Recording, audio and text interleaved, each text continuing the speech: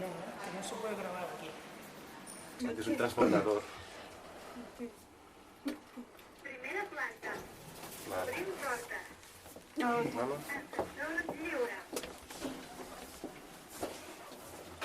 Ascensor lliure.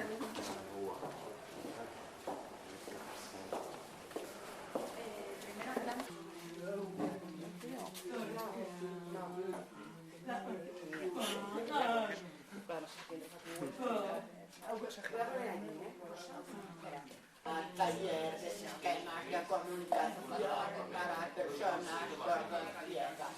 Primerísimo taller lo organizan nosotros los sordo-ciegos, porque antes nunca se había organizado con las mismas personas sordo-ciegas.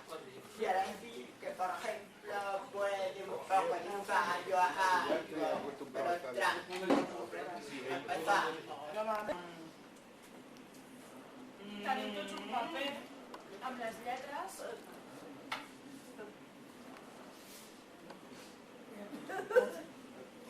Fa aproximadament 12 anys vaig anar... Tienes razón, pero cada país tiene su nombre. Cada pista se comunica de una forma diferente. Muchas gracias, Carlos. Adiós. ¿Alguna pregunta más? Claro, interesante, lo has explicado muy bien. También muy espontáneo porque no sabías que tenías que explicarlo.